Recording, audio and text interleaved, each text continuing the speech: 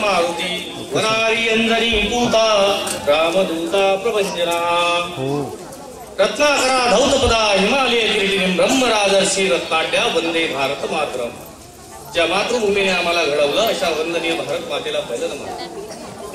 वंदनीय भारत माता या भारताचं उभं आराध्य दैव प्रभू श्रीरामचंद्र आणि ज्यांच्या पावन स्पर्शाने ही धरती पवित्र झाले असे स्वराज्याचे अधिपती राजा शिव छत्रपती फार वंदन करतो। आज शिवजयंती, शिवजयंतीचा पावन पर्व 19 फेब्रुवारी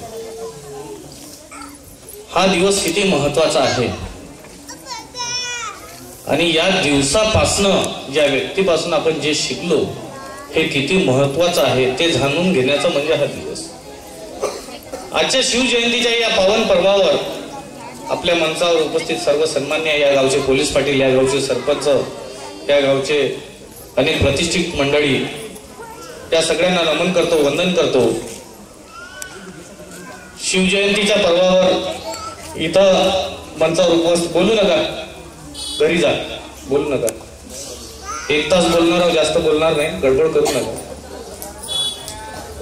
आजच्या या कार्यक्रमानिमित्त मंचावर उपस्थित साक्षात ज्यांनी महाराष्ट्र घडविला अशा स्वरूप राजा शिवछत्रपती आणि राजमाता जिजाऊ यांच्या स्वरूपात माझ्या समोर जे बसलेले आहेत मी त्यांना सुद्धा साष्टांग नमस्कार।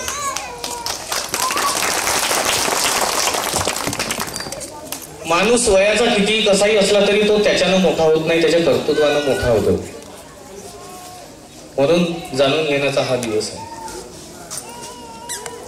छत्रपती शिवाजी महाराज सुरू कुठून करावे, छत्रपती शिवाजी महाराज संपवावे कुठे, छत्रपती शिवाजी महाराज म्हणजे काय, छत्रपती शिवाजी महाराजांची व्याप्ती किती मोठी आहे, मग छत्रपती शिवाजी महाराज कोणत्या कोणत्या गोष्टीतून साजरे करता येते, मग तो पोवाडा आहे, भाषण आहे, काय आहे, अशा अनेक गोष्टी आहेत। पण एवढे वर्ष झाल्यानंतरही 400 वर्षापर्यंत छत्रपती शिवाजी महाराज आमच्या हृदयामध्ये जिवंत आहे, हे महत्वाचं आहे। म्हणून या सिंधुरी वासियांचं 19 फरवरीच्या माध्यमातून तुमच्या सगळ्यांच्या मावळ्याच्या स्वरूपातून अभिनंदन करतो की तुम्ही शिवजयंती साजरी केली। अनेक ठिकाणी शिवजयंती साजरी होते, पण ही शिवजयंती खरी कशा स्वरूपाला जायला पाहिजे हे तिथल्या आयोजकांच्या आणि तिथल्या कमिटीच्या विचारावर अवलंबून असतं। ते बाळांनो बोलू नका, वारंवार सांगतो बोलू नका, आयोजक थोडस लक्ष द्या। वर्षाचे 365 दिवस असले तरी या 365 दिवसांमध्ये काही चढाओढी घडामोडी घडतात आणि त्याच्यातून आपण वेळ काढतो, त्या वेळाला म्हणतो आपण आमचे सण, उत्सव, परंपरा। आमची संस्कृती कशी आहे, आमची संस्कृती रामायणाची आहे, महाभारताची आहे, इतिहासाची आहे, परंपरेची आहे, गौरवशाली रक्तरंजित आणि गौरवशाली इतिहासाची आहे, संत मुनी ऋषी परंपरेची आहे, मातृशक्तीची आहे, पितृभक्तीची आहे। मग असं सगळं होत असताना एवढा मोठा देश आमचा, जहां डाल डाल पर सोने की चिड़िया करती है बसेरा वह भारत देश है मेरा, एवढं सगळं असताना आज आमच्या देशाला एवढी ग्लानी का बरं आली, आम्ही पारतंत्र्यात का बरं गेलो, याच्यासाठी थोडंसं इतिहासाच्या मागे जावं लागतं। मग इतिहासाच्या मागे जेव्हा आम्ही जातो तेव्हा लक्षात येतं की 8.5 लाख वर्षापूर्वी रामायण या ठिकाणी घडलेलं आहे। साक्षात रामाचं स्थान रामटेक आपल्या जवळ आहे। ही महाभारताची कुरुक्षेत्राची भूमी आहे, ज्या भगवंताने इथं आम्हाला भगवद्गीता सांगितली, जगण्याचा मार्ग सांगितला। ही आर्य चाणक्याची भूमी आहे, सम्राट अशोकाची भूमी आहे, समुद्रगुप्ताची भूमी आहे, महाराणा प्रतापांची भूमी आहे, सगळ्यांची भूमी आहे. आणि ही भूमी एवढी मोठी सजवड सुपल टिकून राहण्याचं मुख्य कारण म्हणजे आमची संस्कृती.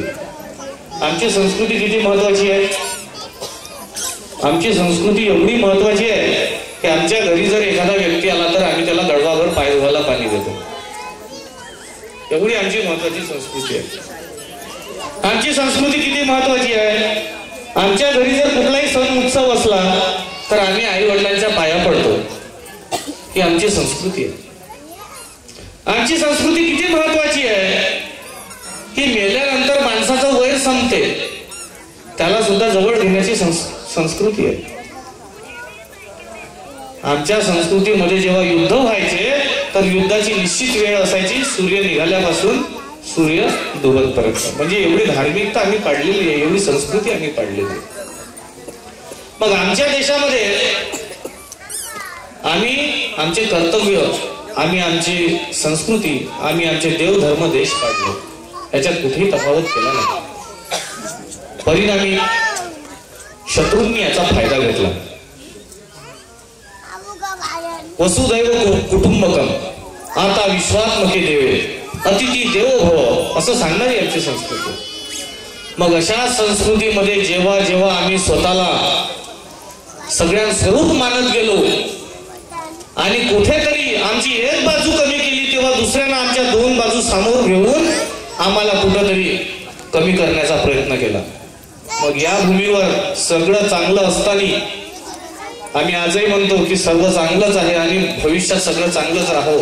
अशा ठिकाणी 8व्या शतकामध्ये, 8वं जे शतक होता 800, त्याच्यामध्ये दाहिर राजाचा पराभव झाला. हा हिंदू राजा होता. त्या हिंदू राजाचा पराभव झाला आणि हा पराभव झाल्यानंतर पराभवाचे कारण कोण, तर आमच्याच लोकांनी गद्दारी केली आणि दाहिर राजाचा पराभव झाला आणि परकीय आमच्या सीमांत भागात आले. मग आमचा देश कसा होता, आमचा देश काय आहे, आमचा देश कुठून कुठेपर्यंत आहे, तर याच्यासाठी इतिहासात जावं लागते. आर्यवर्ते अजनाथ खंडे भारतवर्षे हिंदुस्थान भारत असा आमचा देश. Afghanistan, Nepal, Myanmar, Bangladesh, Bhutan, Sri Lanka, Indonesia, Pakistan, Kazakhstan, Turkmenistan एवढा मोठा आमचा देश हळूहळू तुकडे तुकडे तुकडे तुकडे होत गेला आणि आम्ही उघड्या डोळ्यानं पाहत राहिलो. कारण याच्या मागे आमचा स्वार्थ होते. दुसऱ्याचं घर जळत आहे ना, जळू द्या, माझ्या घरापर्यंत जोपर्यंत आग येणार नाही तोपर्यंत मी उठणार नाही. ही स्वार्थी वृत्ती कधी काळी आमच्या मनात तयार झाली. 1000व्या वर्षी मोहम्मद गझनीनं आमच्या देशावर आक्रमण केलं आणि त्या दिवशी या भारताला कलंकाचा भट्टा लागला. आमच्या आया बहिणी पळवून नेऊ लागल्या. 2-2 रुपयामध्ये आया बहिणी विकल्या जात होत्या.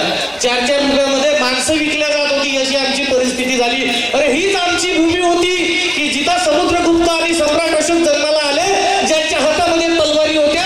त्या तलवारी कुठे गेल्या हे आम्हाला कळलं नाही, म्हणून आमच्या आया बहिणी सर्रास रस्त्यावर विकल्या जात होत्या. कुठे पौरुषत्वाची गाथा आहे. आजही कधी काळी प्रश्न पडतो की महाराष्ट्रामध्ये अशा घटना घडतात, भारतात अशा घटना घडतात. मग आमची एवढी मोठी संस्कृती होती, आम्ही स्वतःला कुठे विसरलो. त्याच्यानंतर 13वं शतक आलं. 13व्या शतकामध्ये 12व्या आणि 13व्या शतकामध्ये चंगेज खान नावाचा एक राक्षसी प्रवृत्तीचा व्यक्ती आला. त्यानं आमच्या भूमीवर राज्य करण्याचा प्रयत्न केला. त्यानंतर अल्लाउद्दीन खिलजी आला आणि त्याच्यानंतर आला बाबर. 1528ला श्रीरामाचं मंदिर पाडलं आणि हळूहळू हळूहळू आमची संस्कृती लयाला लागली. पण त्यावेळी एक व्यक्ती जन्माला आला, त्याचं नाव महाराणा प्रताप. भारताच्या मध्यवर्ती केंद्रात असणारे महाराणा प्रतापांनी एवढं मोठं साम्राज्य असताना हार मानली नाही, लढाई दिली, पण आपली संस्कृती, धर्म, देव आणि देश धर्म सगळं टिकवून ठेवलं. पण महाराणा प्रतापांना आपलं राज्य गमावं लागलं आणि त्यानंतर त्यांना लक्षात आलं की जोपर्यंत आम्ही एक राहणार नाही तोपर्यंत काहीच होणार नाही. सर्व त्याग करून त्यांनी जंगलामध्ये दिवस घालवले. आमच्याकडे जे लई म्हणतो ना आम्ही गवत शेतात उगवते, त्याच्या त्या बियाच्या पोळ्या करून खाल्ल्या एवढ्या मोठ्या राजाला. त्यांची एक मुलगी सुद्धा वारली अशा वेळेस. मग या वेळेस एवढी भयानक संकट आमच्या डोळ्यासमोर असताना, एवढा महापुरुषत्वाचा रक्तरंजित गौरवशाली इतिहासाचा आमचा देश असताना असं आमच्या देशात व्हावं हे कुठेही पसंती पडलं नाही. आणि त्यावेळेस एक स्त्री संकल्प घेते. काय लक्षात घ्या, नर में ही नारायण है, स्त्री में ही दुर्गा है, आदिशक्ती अशी मानणारी आमची संस्कृती. मग ती स्त्री कोण? ती स्त्री म्हणजे राजमाता जिजाऊ. राजमाता जिजाऊ त्यांचं जेव्हा शहाजी महाराजांसोबत लग्न झालं आणि तिला जेव्हा पुत्र होणार होता त्यावेळेस म्हणते, एक पुत्र असा दे मला भवानीला साकड घालते, एक पुत्र असा दे मला दुष्टाचा नाश करण्याला. आज जर आम्ही पुत्र मागतो किंवा पुत्री मागतो ईश्वराला, काय म्हणते? मोठा होऊ दे, राजकारणात जाऊ दे, सिव्हिल इंजिनियर होऊ दे, 30 लाखाचं पॅकेज असू दे, सगळ्यांसोबत व्यवस्थित असू दे, असे आमचं मागणं असते. पण माझी जिजाऊनं कोणतं मागणं मागितलं? एक पुत्र असा दे मला दुष्टाचा नाश करण्याला. आणि माझी जिजाऊला डोहाळे लागले. आमच्याकडे 16 संस्कार असतात, महिलांना सगळ्यात जास्त माहित आहे यामध्ये. याच्यापैकी आपण स्वातंत्र्याच्या काळानंतर 2च संस्कार आतापर्यंत जास्तीत जास्त पाळत आला. एक म्हणजे 2, 3, 4, 5, 16 संस्कार आहेत. एक आमचा गर्भसंस्कार, 7वा महिना, 9वा महिना, 5वा महिना, आणि सगळ्यात शेवटीचा म्हणजे अंत्यसंस्कार जो नदीवर जात होतो. बाकीचे विसरलो काळानुरूप. विवाह संस्कार आहे, नामकरण संस्कार आहे, उपनयन संस्कार आहे, असे अनेक संस्कार. माझी जिजाऊला डोहाळे लागले. डोहाळे कशाचे डोहाळे लागले? चिंचा खाण्याचे का? इडली खाण्याचे का? नूडल्स खाण्याचे का? नाही, घोड्यावर बसण्याचे डोहाळे लागले. दांडपट्टा तलवारबाजी खेळण्याचे डोहाळे लागले.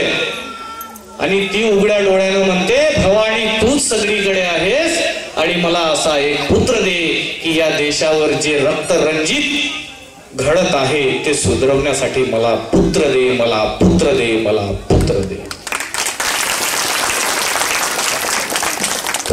आणि एवढ्या लोकांमध्ये जेव्हा आता हे एवढ्या लोकांची म्हणजे बाबर झाले, चंगेज झाले, सगळ्यांनी युद्ध केले आणि लाखो हिंदू मारले गेले, सरदार मारले गेले, राजे मारले गेले, तर माझा पुत्र कुठं असेल? पण संकल्प मोठा होता. आणि लक्षात घ्या, ज्या वेळेस एखाद्या स्त्रीनं जर संकल्प केला ना तर ते दगडालाही पाजर फोडण्याचं काम करते. एवढी मोठी स्त्रीची शक्ती आहे.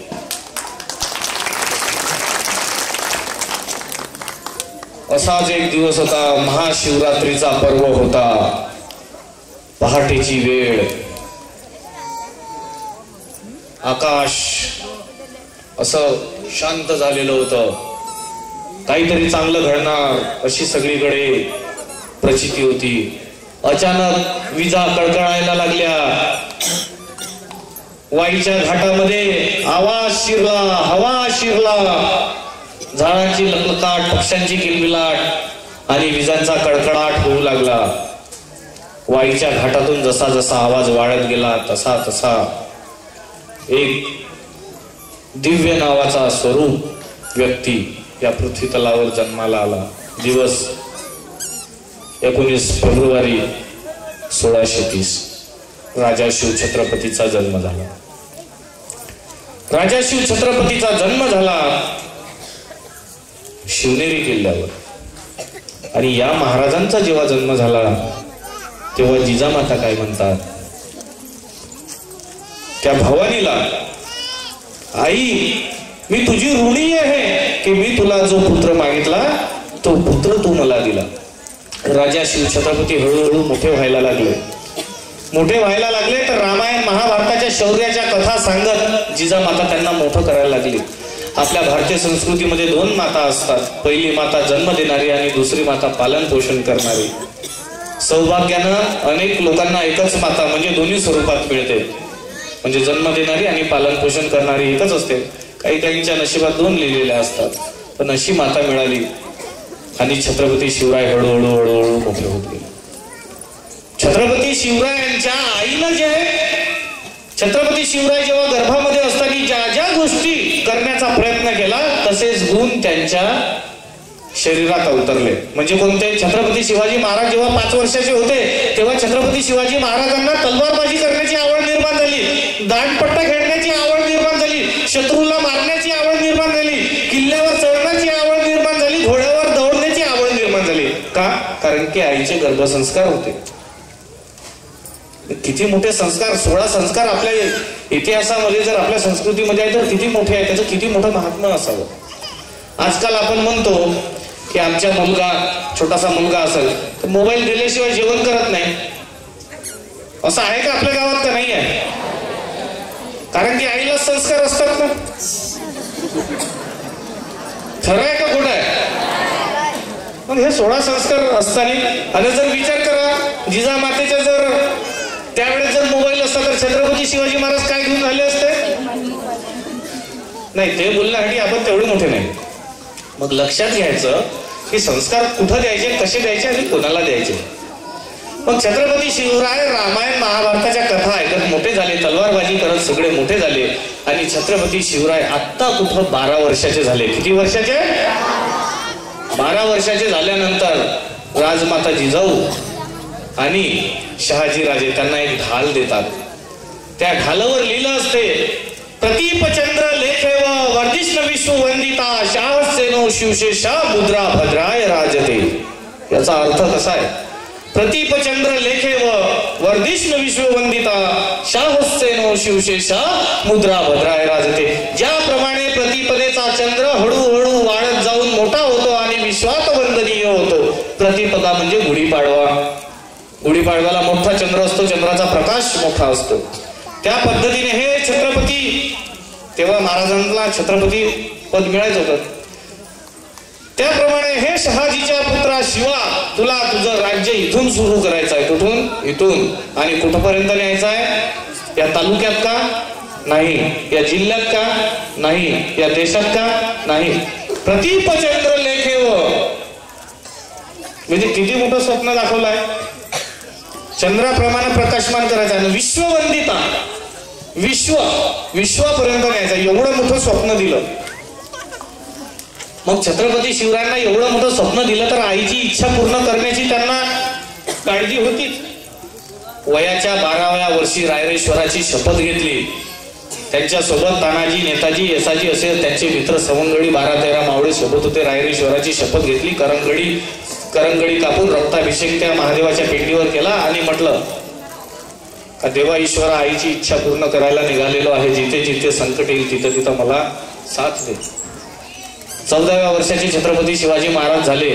त्यावेळा छत्रपती शिवाजी महाराजांनी त्यांच्या स्वराज्यामध्ये एका स्त्रीवर एका पाटलानं अन्याय अत्याचार केला. त्याचे हातपाय कापून त्याचा चौरंगा केला आणि त्याला मरू पण दिलं नाही. त्यानंतर स्वराज्यात कधी कोणावरही अत्याचार झाला नाही.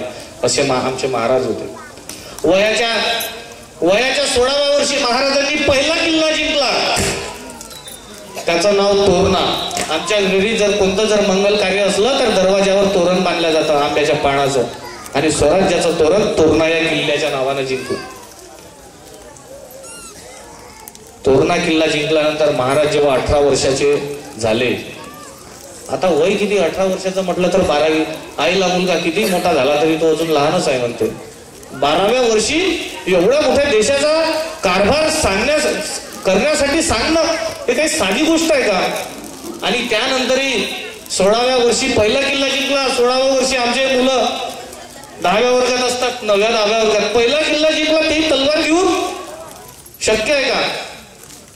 पण आईच्या संस्कारानं मोठं केलं आणि वडिलांच्या मार्गदर्शनानं मोठं केलं. आणि त्यानंतर 18व्या वर्षी फराद खान आणि फतेह खान स्वराज्यावर चालून आले आणि त्यांना वाटलं की हा शिवाजी नावाचा मुलगा उपद्रव घालत आहे आणि हा इथं कोणालाही सडोकी पोळो करून लावत, म्हणून याचा बंदोबस्त केला पाहिजे, त्याचा बंदोबस्त केला पाहिजे, म्हणून ते स्वराज्यावर चालून आले. छत्रपती शिवाजी महाराजांचे मोठे बंधू, त्यांचं नाव सुद्धा संभाजी महाराज. स्वराज्यावर जेव्हा ते चालून आले तेव्हा छत्रपती संभाजी महाराजांनी म्हटलं की शिवा, तुम्ही इकडच्या भागामध्ये लक्ष द्या, तुम्ही फराद खान आणि फतेह खानाकडे पाहून आपण या दोघांची विल्हेवाट लावू. आणि झालं तसंच. दोन्हीही भागामध्ये दोघांशी युद्ध लावून पिटाळून लावलं. वय वर्ष किती बघा, 18 वर्ष. एवढं छोटं मोठं सैन्य घेऊन लढाई केली, जिंकले आणि आता जो विजय मिळवला त्या विजयानं सगळे हादरले.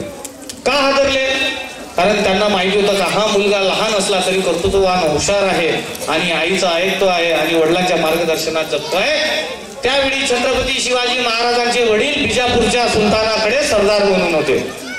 बिजापूरच्या सुलतानाकडे छत्रपती शिवाजी महाराजांना जेव्हा 18 वर्षाच्या अगोदरची लढाई लढायची होती त्या अगोदर जेव्हा गेले तेव्हा छत्रपती शिवाजी महाराजांना त्यांच्या वडिलांनी म्हटलं का हे आपले सुलतान आहे, तुम्ही यांना मुजरा करा. तेव्हा छत्रपती शिवाजी महाराज काय म्हणतात, माझे राजे काय म्हणतात लक्षात घ्या, हे ना आमच्या जातीचे ना पातीचे, हे ना आमच्या धर्माचे ना हे मातीचे, हे जर आमच्या आया बहिणीचं रक्षण करत नसतील, अबालवृद्धांचं रक्षण करत नसतील तर मी कशाला यांचा मुजरा करू, मी कशासाठी यांना नतमस्तक होऊ. महाराजांनी कुठल्याही प्रकारचा मुजरा न करता ताड ताड ताड महाराज उठून गेले आणि महाराजांनी संकल्प घेतला, आता जगेल तरी स्वराज्यासाठी, मरेल तरी स्वराज्यासाठी आणि फक्त फक्त आणि फक्त स्वराज्यासाठी.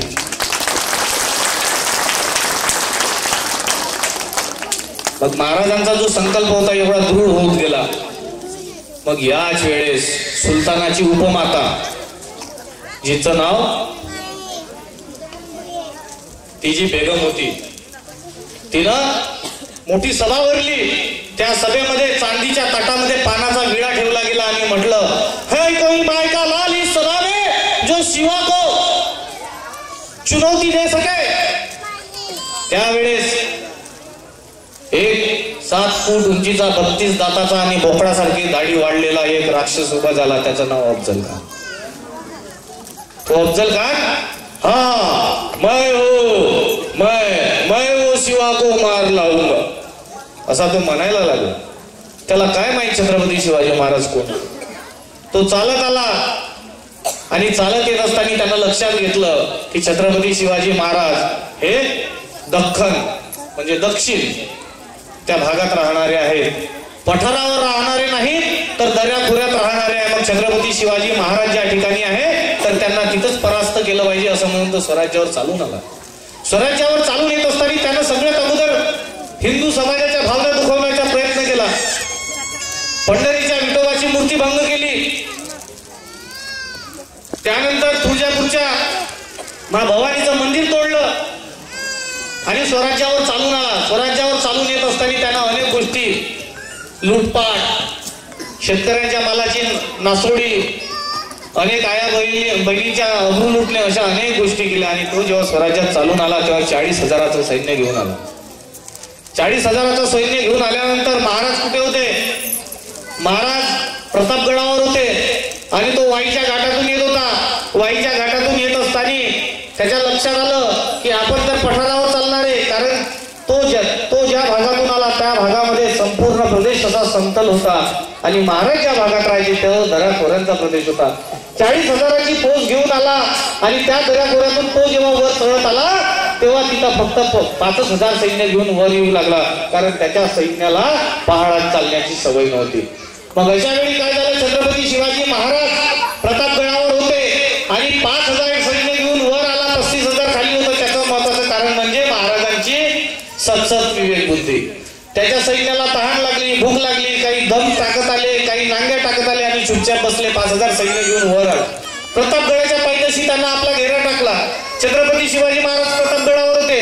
प्रतापगडाच्या पायथ्याशी तो जेव्हा आला त्यानंतर त्याने छत्रपती शिवाजी महाराजांना पत्र लिहिलं आणि छत्रपती शिवाजी महाराजांनी पत्राचं उत्तर दिलं. तो छत्रपती शिवाजी महाराजांना म्हणतो, तुझ्याजवळ जे काही असेल ते तू आम्हाला देऊन टाक, नाहीतर तुला जे काही करायचं ते आम्ही ठरवलं आहे ते नक्की करेल. तेव्हा छत्रपती शिवाजी महाराजांची बुद्धी बा, किती छान बुद्धी वापरता छत्रपती शिवाजी महाराजांनी लिहितात. तुम्ही आमच्या पिता तुल्य आहात, तुम्ही आमच्या वडिलांसारखे आहात, तुमचा शब्द आम्ही टाळू शकत नाही. तुम्ही म्हणाल तसे आम्ही, तुम्ही जसे म्हणाल तसेच वागू. पण तुम्ही कशाला त्या प्रतापगडाच्या पायथ्याशी बसलेले आहात?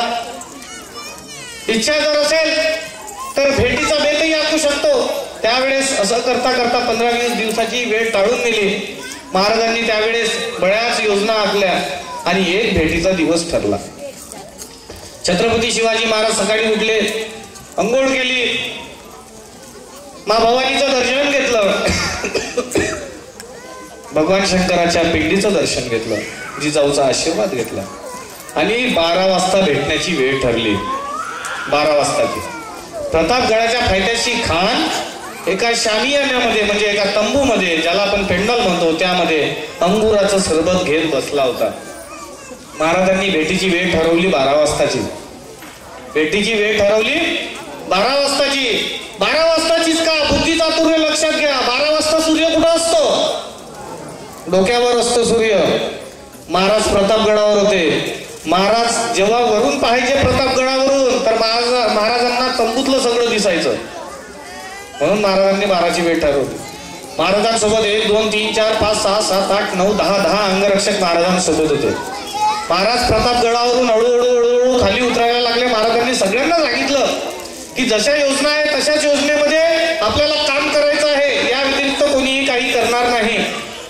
अनेक लोक, अनेक मावळे, अनेक सरदार आपापली जागा घेऊन थांबले होते.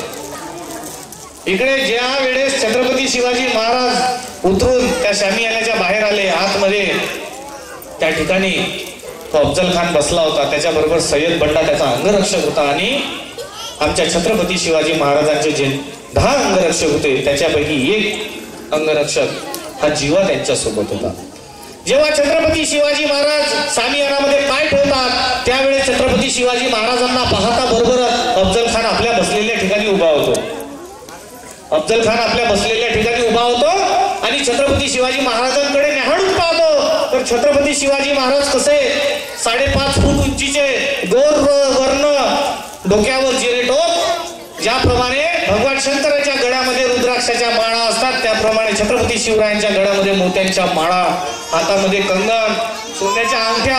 अरे पाहावं आणि पाहतच राहावं असं लावण्य स्वरूप छत्रपती शिवाजी महाराजांचं. आणि महाराज जेव्हा त्या अफजल खानाकडे पाहतात तर अफजल खान कसा असा किडीस येणाऱ्या चेहऱ्याचा, 32 दाताचा बोकळा आणि बोकळासारखी वाढलेली दाढी आणि छातीसारखं धिप्पाळ असं शरीर त्याचं होतं. पण अफजल खान जसे छत्रपती शिवाजी महाराज 2 पाऊल समोर आले तसा येतो आणि म्हणतो काय, अच्छा तो वो शिवा शिवा जो दख्खन का शिवा कहता है वो तू ही है. तेव्हा छत्रपती शिवाजी महाराज त्याच्याकडे फक्त पाहायला लागले, कुठलाही प्रतिसाद दिला नाही. तो तू खुद को शिवा समजता है, शेर समजता है, अरे तू तो दख्खन का चूहा है. छत्रपती शिवाजी महाराज तरीही बोलले नाही, चुपचाप होते. कारण युद्धनीती काही जर करायचं असेल तर शांत राहूनच होतं. शांत, सातत्य आणि संयम या 3 गोष्टी जर आयुष्यात ठेवल्या तर तिथे यश निश्चित आहे. छत्रपती शिवाजी महाराजांनी लगेच 2 पाऊल मागं घेतलं आणि आपल्या वकिलाला सांगितलं जोपर्यंत सय्यद बंडा तिथं आहे तोपर्यंत मी अफजल खानाकडे जाणार नाही. नाहीच गेले छत्रपती शिवाजी महाराज. मग तो मनातल्या मनात म्हणतो अरे ये काहे का शिवा, ये तो सय्यद बंडा से डर गया, मेरे से क्या लढेगा. सय्यद बंडा याला अफजल खानानं म्हटलं तू बाहेर जा. पण छत्रपती शिवाजी महाराजांचं हे युद्ध चातुर्य त्याच्या लक्षात आलं नाही. तो म्हणाला नहीं हुजूर मैं बाहर नहीं जाऊंगा, ये शिवा की चाल लगती है. पण तरीही अफजल खान असा इकडे बाजूला मुडकं करून हसायचा आणि म्हटलं जाओ जाओ मैं देख लूंगा तुम जाओ जाओ असं म्हणता बरोबर सय्यद बंडा बाहेर गेला. इकडे छत्रपती शिवाजी महाराजांचा अंगरक्षक सुद्धा बाहेर गेला. दोघंही आमोरासमोर होते. छत्रपती शिवाजी महाराज आणि अफजल खान एकमेकांच्या समोर आता जाणार. तेव्हा अफजल खानाने दोन्ही हात समोर केले आणि म्हटलं आओ शिवा, आओ शिवा, गले मिलो, आओ शिवा, आओ. असं करत करत अफजल खान समोर चालून गेला. छत्रपती शिवाजी महाराज एक एक पाऊल टाकत समोर चालत गेले आणि अफजल खानाने छत्रपती शिवाजी महाराजांना मिठी मारली आणि पाठीवरून असं छत्रपती शिवाजी महाराजांनी अफजल खानाला दाबलं. आणि दाबता क्षणी अफजल खानाचा हेतू छत्रपती शिवाजी महाराजांच्या लक्षात आला. म्हणून छत्रपती शिवाजी महाराजांचं अफजल खानाने काखेमध्ये दाबलं, हातातली कट्यार काढली आणि छत्रपती शिवाजी महाराजांच्या पाठीवरून कट्यार खुपसण्याचा प्रयत्न केला. त्यावेळेस छत्रपती शिवाजी महाराजांनी आतमध्ये अंगरखा घातला होता, ज्याला आपण आता बुलेट प्रूफ जॅकेट म्हणतो, ते घातलं होतं. आणि त्याच्यावरून जेव्हा ती कट्यार फिरली त्यावेळेस तो अंगरखा चर चर चर चर फाटला. छत्रपती शिवाजी महाराजांनी कुठलाही विलंब न करता तो धोका ओळखला. छत्रपती शिवाजी महाराजांनी त्याच्या हातात जी वाघनखं होती ती वाघनखं काढली आणि छत्रपती शिवाजी महाराजांनी ती अफजल खानाच्या पोटात खुपसली आणि अफजल खान संपवला. स्वराज्याचा एक राक्षस संपला. पण हा अफजल खान इथंच संपला नाही. अफजल खान ओरडायला लागला, दगा दगा दगा या अल्लाह, दुश्मन ने मेरा कत्ल कर दिया है, मुझसे दगा हुआ है. असं म्हणता बरोबर सय्यद बंडा धावून आला आणि छत्रपती शिवाजी महाराजांवर त्याने वार केला. तलवार जशी चालवली त्यावेळेस एक त्यांचा अंगरक्षक धावून आला आणि सय्यद बंडाचा वरचावर हात कापला. त्याचं नाव जीवा. म्हणून तेव्हापासून एक म्हण पडली, होता जीवा म्हणून, होता जीवा म्हणून. आमच्या म्हणी अशाच नाही पडल्या. प्रत्येक म्हणीच्या मागे काहीतरी एक कारण आहे. आम्हाला जर काही उन्हाळ्याच्या सुट्ट्या लागल्या तर आम्ही काय करतो, आता मामाच्या गावाला जाण्याचं प्रमाण कमी झालं, नाही तर ते उदाहरण तपेत होतं. फिरायला जाणं, इकडे जाणं तिकडे जाणं काहीतरी. म्हणजे आता परीक्षा संपली, 12वीचे पेपर झाले, 10वीचे पेपर झाले, आता सगळं शांत झालं, आता आम्ही फिरून येऊ. अफजल खान संपला म्हणजे महाराज थांबले का नाही. लक्षात घ्या, ज्या वेळेस एखादा व्यक्ती त्याच्यावर जय मिळवल्यानंतर काय करावं हे फक्त महाराजांकडून शिकावं. कसं शिकावं? अफजल खानाला संपवल्यानंतर महाराज थांबले नाही. महाराजांनी तब्बल पाऊण महिना 21 किल्ले 250 किलोमीटरचा प्रदेश जिंकून जिथपर्यंत स्वराज्याची सीमा होती तिथून पासून पुन्हा 250 किलोमीटर पर्यंत स्वराज्याची सीमा वाढवली आणि अफजल खानाला जसा संपवला त्याबरोबर अफजल खानाचं जे राजवट होतं ते सुद्धा संपवून त्या स्वराज्यामध्ये सामील केलं. हे महाराजांकडून शिकलं पाहिजे. मग आमच्याकडे जेव्हा आमच्या सण उत्सव परंपरा असतात, सुट्या असतात, याचं नियोजन कसं असायला पाहिजे हे आम्ही ठरवायला पाहिजे. अभ्यास करायचा आहे तर अभ्यास करताना कोणत्या गोष्टी करायला पाहिजे, आम्हाला कोणते विषय आवडतात, कोणते विषय नाही आवडत, त्याचं प्लॅनिंग कसं असावं. या जगामध्ये एकच व्यक्ती असा आहे की त्याच्यासारखं उत्तम प्लॅनिंग अजून तरी कोणाकडे नाही असं मला वाटतंय. आणि मी अभिमानानं सांगतो की मी त्याच व्यक्तीचा पुत्र आहो आणि माझ्या बापाचं नाव म्हणजे शेतकरी. कारण सांगतो, आज पाऊस पडला, उद्या पेरणी करेल, पेरणी केली, 4 दिवसानं निंदन करेल, निंदन नाही चाललं तर फवारा मारेल, फवारा नाही मारला तर काही ना काहीतरी ते धुऱ्याचं गवत काढण्याचा तरी प्रयत्न करेल. अपडेट राहणं जर कोणाकडून शिकायचं असेल तर ते शेतकऱ्यांकडूनच शिकता येते, त्याच्याशिवाय दुसऱ्याकडून शिकता येत नाही.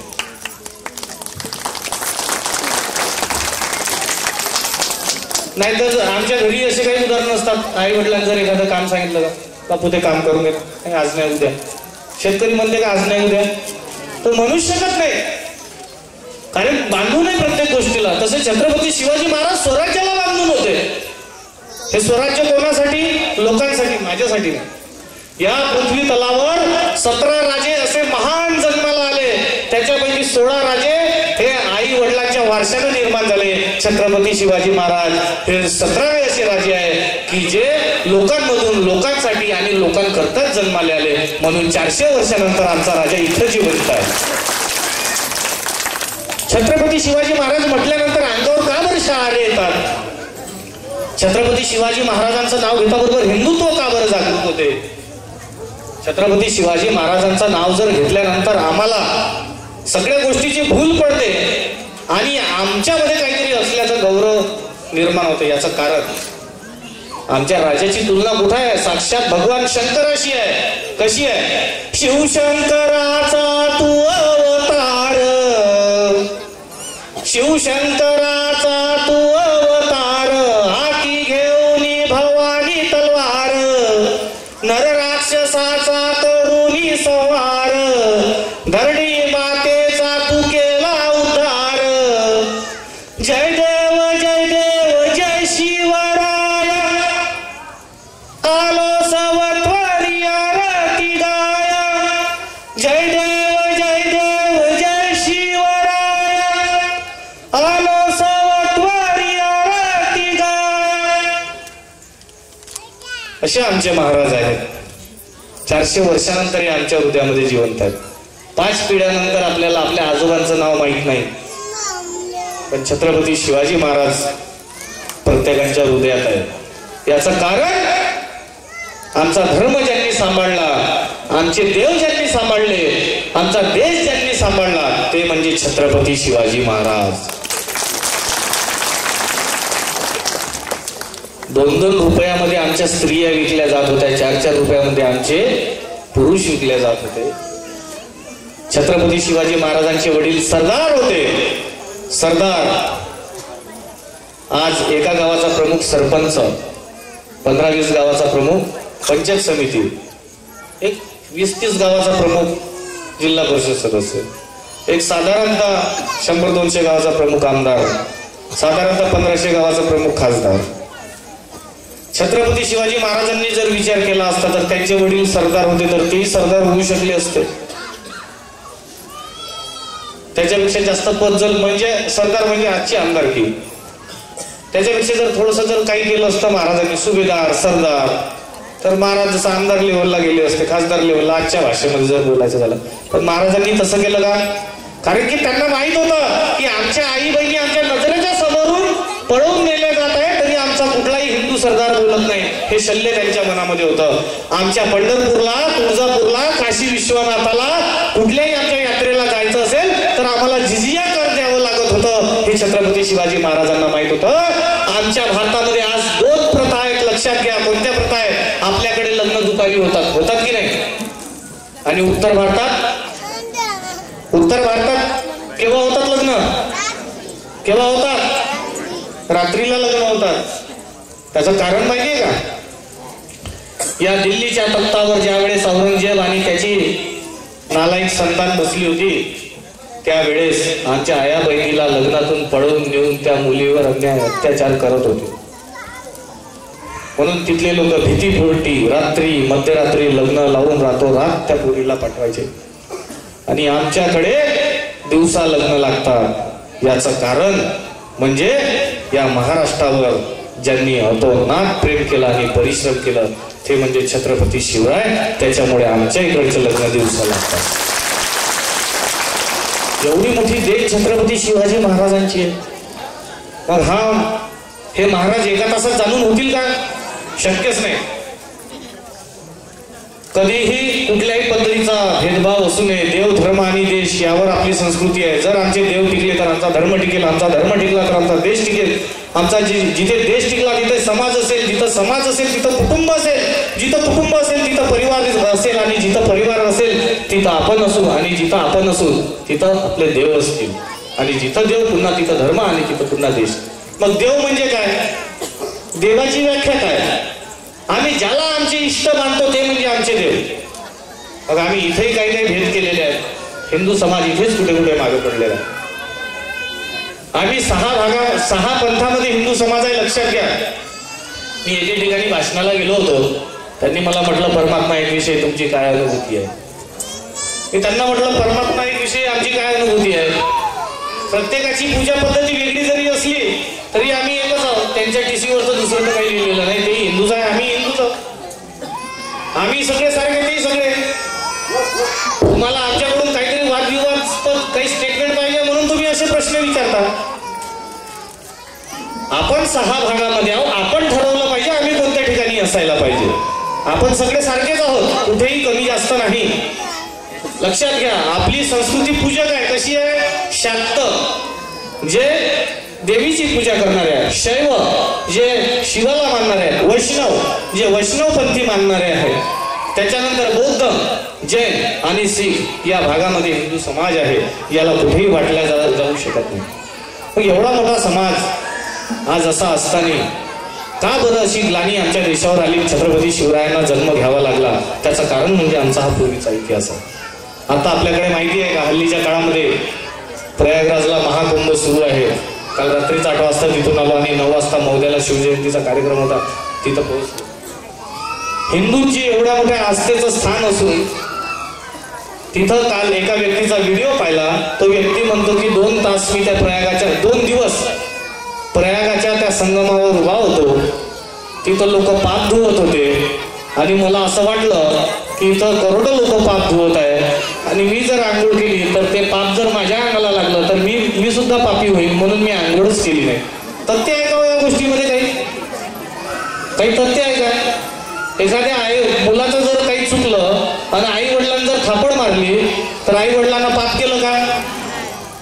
आया बहिणींनो पाप केलं का? आवाज येत नाही. लाडक्या बहिणींनो पाप केलं का?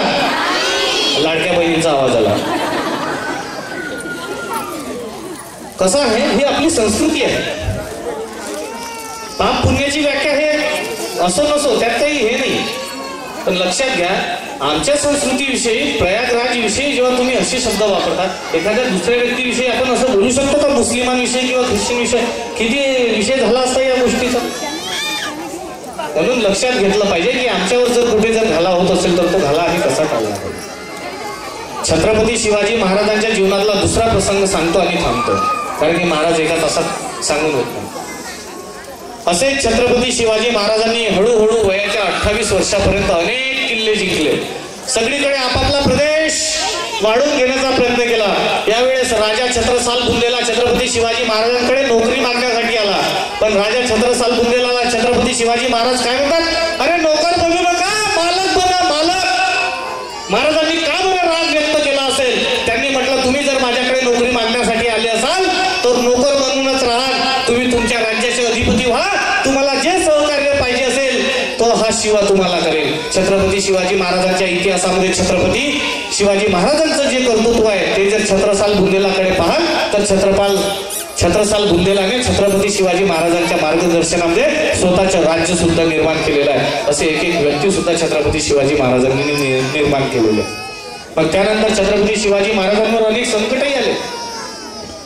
छत्रपती शिवाजी महाराजांनी एवढं मोठं वैभव ज्यावेळेस निर्माण केलं तेव्हा छत्रपती शिवाजी महाराजांना एक असाही दिवस पाहायला मिळाला की महाराजांचं अर्ध निम्न स्वराज्य चाललं गेलं होतं. पुरंदरचा तह झाला.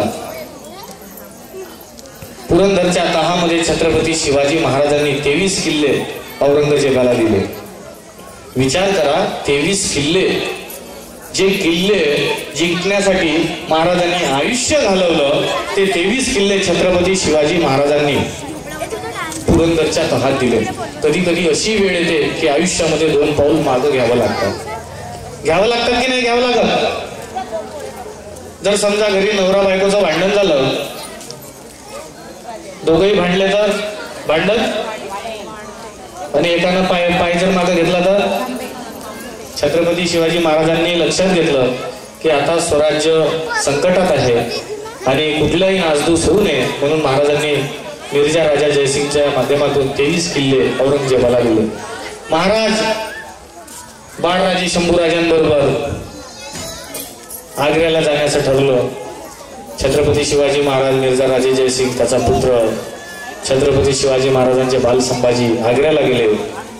आग्र्याला गेल्यानंतर छत्रपती शिवाजी महाराज हे राजे होते, तरी औरंगजेबाला अपमान करण्यासाठी छत्रपती शिवाजी महाराजांना उभं केलं. बाकी सरदाराच्या रांगेमध्ये उभं केलं. छत्रपती शिवाजी महाराजांना तो अपमान सहन झाला नाही. महाराजांनी जे जे वचन दिलं आणि जे जे करारनामे तहामध्ये केले होते सगळं पार पाडले, पूर्ण केले, पण ते औरंगजेबाने केले नाही. मग महाराजांनी अशा वेळेस सोंग घेतलं बिमार पडण्याचं. आणि आपल्याला समोरची कथा सगळ्यांना माहिती आहे की छत्रपती शिवाजी महाराजांनी अनेक साधू संतांना, फकीरांना मिठाईचा वाटप सुरू केला, कपड्यांचे वस्त्र हे ते सगळे दान केले. आणि त्यानंतर पेटाऱ्यातून छत्रपती शिवाजी महाराज संभाजी महाराजांसहित सुखरूप निघाले. येता येता समर्थ रामदासांचं दर्शन घेतलं. मा जिजाऊकडे जेव्हा आले तेव्हा त्यांचा साधू वेश होता आणि त्या साधू वेशातून मा जिजाऊंना सुद्धा ओळखलं. त्यावेळी छत्रपती संभाजी महाराज 9 वर्षाचे होते. किती वर्षाचे? 9 वर्ष. विचार करा, 9 वर्षाचा मुलगा शत्रूच्या कैद्यामध्ये वडिलांसोबत आहे. त्या वडिलांना आणि त्याच्या आईला, त्याच्या आजीला कसं वाटत असेल? 9 वर्षाचा मुलगा. आणि आमचे 9 वर्षाचे बालगोपाल छत्रपती शिवाजी महाराज ऐकवतो मोबाईल पाहतात. तर घरच्यांनी सांगितलं पाहिजे हा कार्यक्रम कशासाठी आणि तर काय कशाला आलोय. मग हा बाळ शंभूराजे याला शिक्षण कुठलं? जेव्हा सईबाई लवकरच गेल्या मातोश्री, त्याच्यामुळे आईची माया संभाजीराजांना जास्त मिळाली नाही, पण वडिलांनी आणि आजीने पालन पोषण केलं. मग आमच्या इतिहासामध्ये अनेक गोष्टी सांगितल्या जातात, चुकीच्याही सांगितल्या जातात. काय सांगतात की आमच्याकडे सती प्रतिपथा होती, नवरा मेल्यानंतर बायको चितेवर जायची. थोडं इतिहासाची पानं तर चालली पाहिजे कधीतरी. जिजामाता सती गेल्या का? गेल्या का? पण तेव्हा कुठं होती? विचार करणं आम्हाला आमचा इतिहास भाग पाडतो. मग तारा राणीचा विषय असेल, अहिल्यादेवीचा विषय असेल, आता सती गेल्या नाही. पण त्यावेळेसची परिस्थिती अशी झाली की एखादी विधवा स्त्री असेल किंवा तरुणी मुलगी असेल, त्यांना हे बाकीचे लोक पळवून नेत होते.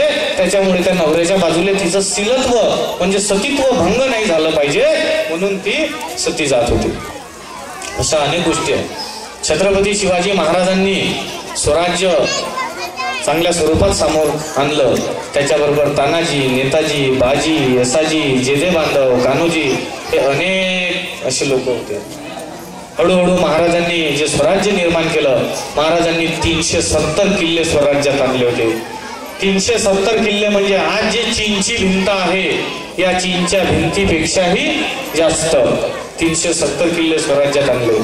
संस्कृत भाषा जे लयास आली होती ही संस्कृत भाषा पुन्हा वर आणली. मराठी भाषा आणि मोडी भाषेला चांगला दर्जा प्राप्त करून दिला.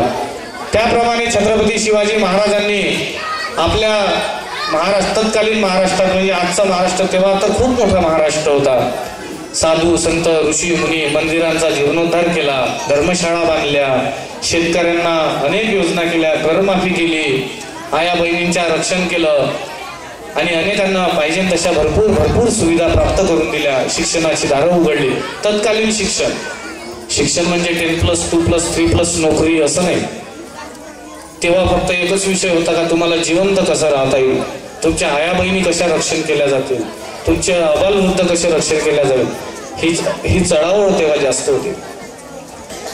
जर विचार करा छत्रपती शिवाजी महाराज जर जन्माला आले नसते तर आमचं आडनाव आज काय असतं, आमच्या डोक्यावर कोणती टोपी असती.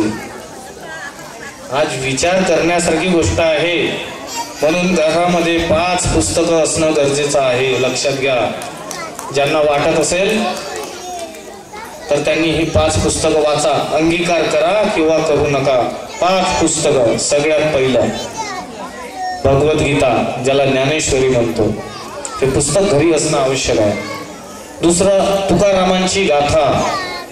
तिसरं छत्रपती शिवरायांचं जीवनचरित्र. चौथं ग्रामगीता आणि 5वं संविधान. तुम्ही त्याचा अंगीकार स्वीकार करू की नका करू, पण या 5 गोष्टी तुमच्या मुलांना शिकवा. या 5 गोष्टी जर मुलांना तुम्ही शिकवू शकला तर तुमच्यापेक्षा श्रेष्ठ माता पिता या पृथ्वीवर कोणी होणार नाही, हे लक्षात घ्या. कारण मुलांना घडवण्यात आयुष्य घालतो. मा जिजाऊनं शिवबा घडवला म्हणून आपण आज या पृथ्वीवर आहोत. नाहीतर आमच्या आडनावं काहीच असते. या आमच्या आडनावात आमच्या पूजा पद्धती वेगळ्या असत्या आणि मग आमचं तेच काकाच्या बहिणी संलग्न, मामाच्या बहिणी संलग्न, याच्या संलग्न, त्याच्या संलग्न, अशा भानगडी असत्या. तुम्ही समजू शकता, तुम्ही हुशार आहात सगळे. मग एवढी मोठी संस्कृती आमची आहे. मग आम्ही 12वी पास होऊन जातो, ग्रॅज्युएट पास होऊन जातो, 9वी 10वी सगळे पोरं आम्ही, एवढा आमच्या हातात मोबाईल आहे, सोशल मीडिया आहे. छत्रपती शिवाजी महाराजांची राजधानी कोणती म्हटलं तर आम्हाला कधी लक्षात येतं, कधी येत नाही. महाराजांचा जन्म माहिती आहे, पण महाराजांचा शेवटीचा दिवस मला तो शब्द बोलावासाही वाटत नाही, कारण की महाराज जाण्याचं दुःख फार मोठं आहे. तो दिवस कोणता आहे तेही आपल्याला माहिती असावं का? किती गोष्टी महाराजांबद्दल माहिती असाव्या. आजपर्यंतच्या इतिहासामध्ये जाणून बुजून छत्रपती शिवाजी महाराजांना लपवण्याचा प्रयत्न या स्टेट बोर्डनं केलेला आहे. आता कुठं छत्रपती शिवाजी महाराजांचा इतिहास 2 पाठ्यपुस्तकांमध्ये 2 धड्यामध्ये येत आहे. म्हणजे छत्रपती शिवाजी महाराज जर तुम्ही शिकले असते आणि छत्रपती शिवाजी महाराज जर तुम्हाला माहिती झालं असतं तर इतर लोकांपेक्षा 10 पावलं तुम्ही समोर राहिले असते. म्हणून आजपर्यंत छत्रपती शिवाजी महाराज आपल्याला कधी शिकवलेलं नाही. जो देश आपला दुश्मन देश म्हणून जगतोय चीन, त्या देशामध्ये छत्रपती शिवाजी महाराज द मॅनेजमेंट गुरु नावाचा विषय शिकवला जातो. व्हेनेझुएला, कॅलिफोर्निया युनिव्हर्सिटी सारखे हे सगळे राष्ट्र, the management Guru, the gorilla war, the surgical strike, हे सगळं छत्रपती शिवाजी महाराजांच्या प्रेरणेतून शिकवतं. पण आमच्या देशानं आम्हाला आजपर्यंत शिकवलं नाही. त्याचं कारण म्हणजे आम्ही कुठंतरी कमी पडलो आणि त्यांच्याही कुठं मनात नव्हतं. म्हणून आमच्या देशामध्ये राम मंदिर बनण्यासाठी स्वातंत्र्यानंतरही 75 वर्ष लागले. कसं हे छत्रपती महाराजांकडून शिकावं. मूर्ती लहानपण कीर्तिमान जगावे, परिकीर्ती रूपे उरावे, हे राजा शिव छत्रपतीकडून शिकावे. जर राजमाताच नसती तर छत्रपती शिवाजी महाराज जन्माला आले नसते. छत्रपती शिवाजी महाराजांनी जे दिलं ते समोर ज्यांनी वाढवलं ते संभाजी महाराज, ते ज्यांनी टिकवलं ते ताराराणी, आणि ते आपले राजाराम महाराज, संताजी घोरपडे असतील, धनाजी जाधव असतील, नानासाहेब पेशवा असतील, अहिल्यादेवी होळकर असतील. एवढा मोठा इतिहास आहे. मुलांना तुम्ही कितीही शिकवा, नोकरीला लावा, सगळं काही करायला लावा, पण या 5 पुस्तकातून तुम्ही मी आता हेही सांगतो की कुठलंही पुस्तक नाही वाचलं तरी चालेल. पहिल्यांदा तर 5 सांगितल्या, पण छत्रपती शिवाजी महाराज जरूर शिकवा, जरूर सांगा. एका ठिकाणी भाषणाला गेलो, असे मोबाईल पाहणारे मुलं आहेत ना, एका ठिकाणी भाषणाला गेलो, हे असेच हे मोबाईल पाहणारे गडबड करणारे मधात प्रसंग होता. महाराज पन्हाळगडावर अडकले होते. खाली सिद्धी जोहरचा वेढा पडलेला होता. 70,000ची फौज होती. महाराज गडावर बरेच दिवस होते. आता इथे थांबणं शक्य नाही, म्हणून महाराजांना निसटणं गरजेचं होतं. महाराज निसटण्याचा प्रयत्न करू लागले, पण शक्य होईना. अमावस्येची रात्र होती आणि महाराजांनी अशाच रात्री निघण्याचा प्रयत्न केला. पावसाळ्याचे दिवस होते. पाऊस धो धो धो धो धो धो धो धो पाऊस पडत होता. ज्या पावसात आम्ही घराच्या बाहेर रात्री निघत नाही, अशा पावसाळ्यामध्ये 2 पालख्यामध्ये छत्रपती शिवाजी महाराज आणि छत्रपती शिवाजी महाराजांसारखा दिसणारा शिवा नावी छत्रपती शिवाजी महाराजांच्या दोन्ही पालख्या धावू लागल्या आणि विशालगडाकडे जाऊ लागले. विशालगडाकडे जात असताना मधामध्ये पालख्या अचानक थांबल्या आणि 2 पालख्या थांबल्या असताना छत्रपती शिवाजी महाराज शिवा नाव्याकडे पाहून उतरल्या आणि पाहून हसतात आणि म्हणतात, बरं रामराम असू द्यावा. त्यावेळेस शिवा नावी महाराजांकडे पाहतो आणि रडतो. का बरं रडत असावा असा छत्रपती शिवाजी महाराजांना प्रश्न पडला. तर शिवा नावी रडतोय. का रडतोय? महाराजांप्रती प्रेम पहा. छत्रपती शिवाजी महाराजांकडे पाहून तो रडतोय आणि काय म्हणतोय. महाराजांनी प्रश्न केला, अरे का रडतोयस? तेव्हा शिवा नावी दुसऱ्या पालखीत होता. पहिल्या पालखीत छत्रपती शिवाजी महाराज होते. छत्रपती शिवाजी महाराजांसारखीच वेशभूषा त्याची होती आणि त्यांना काढलेले उद्गार आणि रडण्याचा संबंध सांगितला. महाराज, अहो भाग्य माझ्या पिढीचं की मी तुमचं रूप घेऊन या पालखीतून जातोय आणि मला हेही माहिती आहे की समोर गेल्यानंतर शत्रू मला पकडणार आहे आणि मला मारणार आहे. मी मरणार आहो, पण मला आनंद आहे की मी शिवा नावी म्हणून नाही तर मी छत्रपती शिवाजी महाराज म्हणून मरणार आहो आणि इथे माझ्या 7 पिढीचा उद्धार होणार आहे. पण महाराज, याच्यानंतर मला तुम्हाला कधीही भेटता येणार नाही, म्हणून माझ्या डोळ्यातून अश्रू येत आहे. मरणाची मला कसलीही भीती नाही. एवढं प्रेम आपल्या स्वामीबद्दल छत्रपती शिवाजी महाराजांबद्दल आहे. छत्रपती शिवाजी महाराज समोर गेले. समोर घोडखिंड होती. बाजीप्रभू देशपांडेंनी घोडखिंड अडवली. महाराजांना समोरच्या किल्ल्यावर पोहोचायला सांगितलं. महाराज, आता एक पिक्चर पण आलेला आहे त्याच्यावर, तो नाही, एक पिक्चर पण बाजी नावाचं काहीतरी एक. आणि त्यानंतर जेव्हा छत्रपती शिवाजी महाराज समोर जायला लागले तेव्हा महाराजांनी सांगितलं का आम्ही पोहोचतोय, आम्ही तोफीचे बार देऊ, तोपर्यंत तुम्ही घोडखिंड अडवून ठेवा. असं बाजींनी पण सांगितलं का आम्ही अडवतोच, पण तुम्ही सुखरूप पोहोचा आणि जोपर्यंत तोफेचे बार उडणार नाही तोपर्यंत हा बाजी प्राणाची बाजी लावून लढेल, मरणार नाही. या यमालाही इथं बांधून ठेवेल, या यमालाही माझ्यापर्यंत पोहोचू देणार नाही. एवढं यमाला धाक दाखवणारे बाजी. कारण समोर स्वामी आहे छत्रपती शिवाजी महाराज.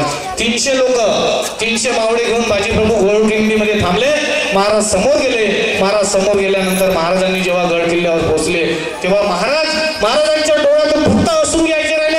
अरे तोफा उडवा, माझा बाजी लढत आहे. माझ्या बाजीच्या अंगावर रंगरंगीत असे चिरे पडलेले असतील, तलवारीने त्याला कापलेलं असेल, त्याला शांती मिळू द्या. तोफा उडवा. पाऊस पडत होता तरी पटापट तोफेचे बार उडल्यानंतर बाजींनी श्वास सोडला, माझे प्रभू गडावर पोहोचले, आता हा बाजी मरणाला टेकेल, माझं जीवन साफल्य झालं, ज्या स्वराज्यासाठी मी शपथ घेतली ते इथे संपन्न झालं आणि बाजी प्रभूंनी प्राण सोडले. स्वराज्याचा पुन्हा एक मावळा शहीद झाला. एवढे एक एक निष्ठावांत मावळे या स्वराज्याला मिळाले. कदाचित आपले आज्यांचे पंजोबा कधीतरी कोणीतरी लढले असेल, आपल्या सगळ्यांचे पोथीपुराण काशीच्या पंडितांकडे मिळेल, कदाचित तिथं मिळू शकते, खरंच लढलेले असेल. आपला इतिहास खूप मोठा आहे. हा सगळा प्रसंग जेव्हा सांगून झाला, भाषण संपलं. भाषण संपल्यानंतर जेव्हा स्टेजवरून उतरल्यानंतर एका मुली म्हणजे काही मुलं मुली माझ्याशी चर्चा करण्यासाठी आले, तेव्हा हे असेच मोबाईल पाहणारे काही मुलं आले आणि त्यांनी मला म्हटलं त्या एका मुलीनं, किती सोपं होतं ना, कशाला 7 तोफेचे बार उडवले असतील, काही आवश्यकता नव्हती.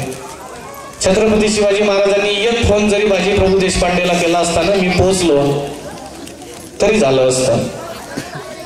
आता मी त्या मुलीकडे पाहून हसावं का तिच्या आई वडिलांकडे पाहून हसावं, हा प्रश्न मला पडला की आपण नेमकी महाराज मुलांना कळले तरी का, ज्यांच्यामुळे आम्ही जिवंत आहोत, ज्यांच्यामुळे हे राज्यगीत ऐकताना आम्हाला गर्व निर्माण होतो, ज्यांच्यामुळे प्रत्येक गावामध्ये असे छत्रपती शिवाजी महाराज आणि राजमाता वेशभूषेमध्ये प्रत्येक गावागावामध्ये आज अवतरत आहे, असे छत्रपती शिवाजी महाराज आम्हाला एवढ्याशा भाषेत कळू नये. अशा अनेक गोष्टी आहेत सांगण्यासाठी, भरपूर आहे, वेळ कमी आहे. शेवटचे 5 मिनिटं घेतो. छत्रपती शिवाजी महाराजांनी स्वराज्य जे निर्माण केलं, महाराजांचा 6 जून 1674 राज्याभिषेक झाला. महाराजांनी राज्याभिषेक करवून घेतला, हिंदू अधिपती झाले, सगळ्यांना सगळ्या सोयी उपलब्ध करून दिल्या. महाराजांचं 3 एप्रिल 1680 निधन झालं. छत्रपती संभाजी महाराजांनी स्वराज्याची धुरा हाती घेतली. छत्रपती संभाजी महाराजांनी आपल्या आयुष्यामध्ये जेवढ्या लढाया लढल्या, महाराज कधीही एकही लढाई हरले नाही.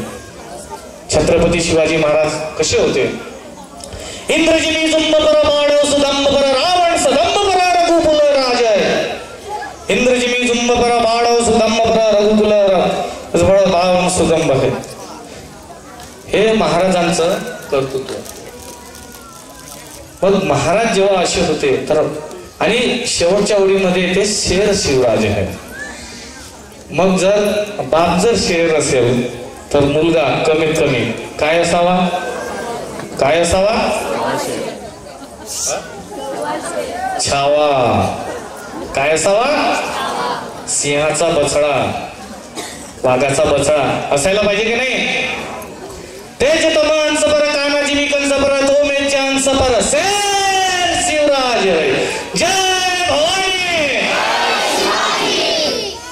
मग छावा असायला पाहिजे की नाही?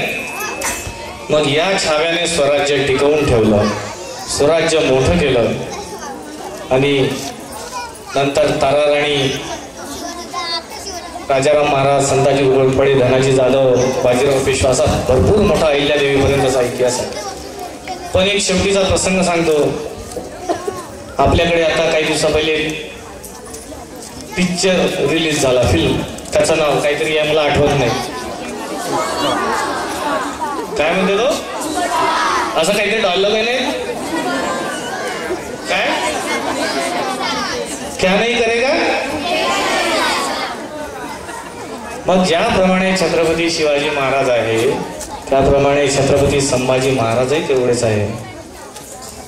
छत्रपती संभाजी महाराजांविषयी जर सांगायचं झालं तर कल्पनाही करू शकत नाही. अरे ज्या राजानं स्वराज्य निर्माण केलं त्याच्या पुत्रानं स्वराज्य टिकवलं, आणि त्याचं स्वराज्य जेव्हा टिकवलं तर आपल्याच लोकांनी फितुरी केली. लक्षात घ्यायला पाहिजे होतं की आमच्या आया बहिणी 2-2 रुपयामध्ये विकल्या जात होत्या, त्या महाराजांनी टिकवल्या, त्यांना वाचवल्या, त्यांचे लग्न लावले, सगळ्यांना सगळं व्यवस्थित करून दिलं.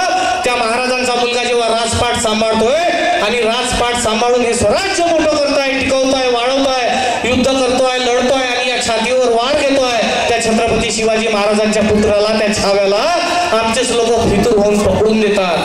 पकडल्यानंतर छत्रपती शिवाजी महाराजांचा हा छावा त्या औरंगजेब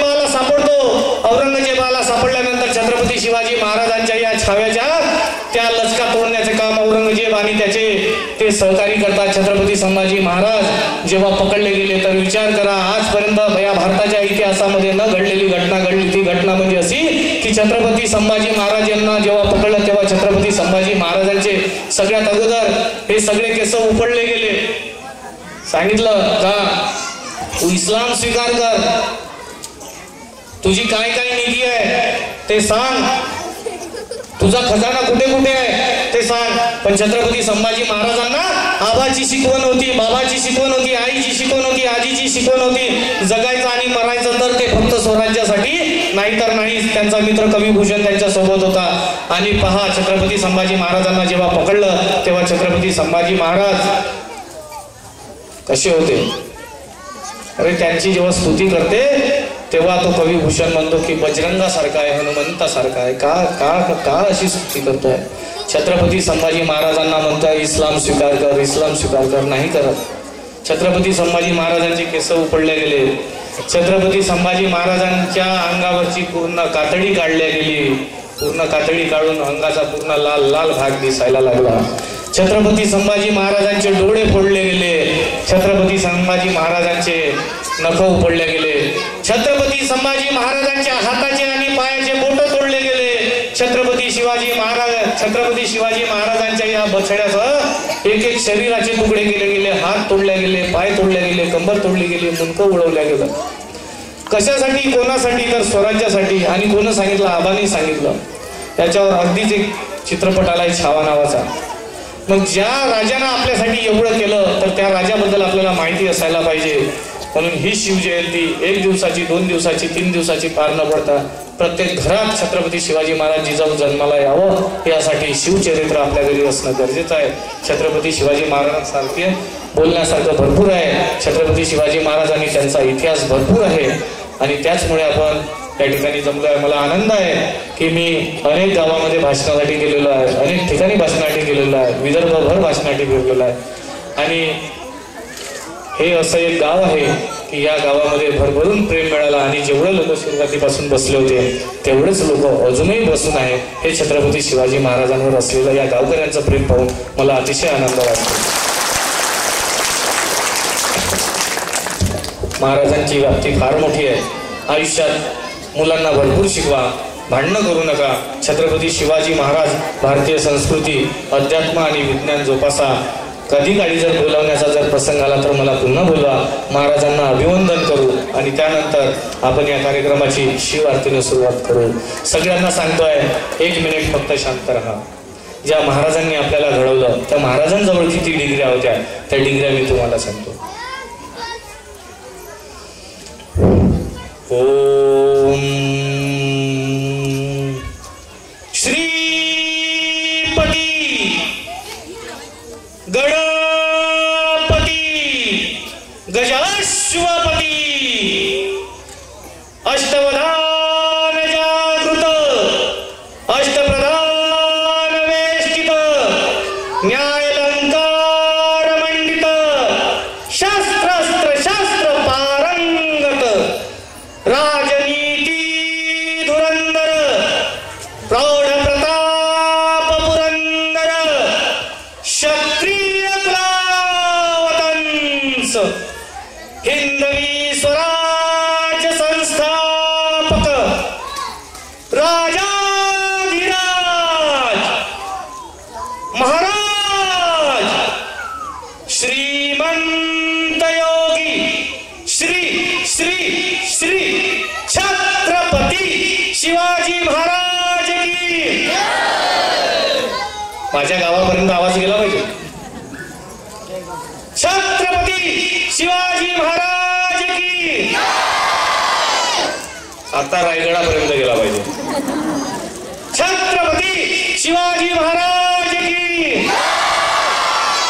धर्मवीर छत्रपती संभाजी महाराज की. छत्रपती संभाजी महाराज की. छत्रपती संभाजी महाराज की. भारत माता की. भारत माता की. वंदे वंदे. जय श्रीराम, जय शिवराय.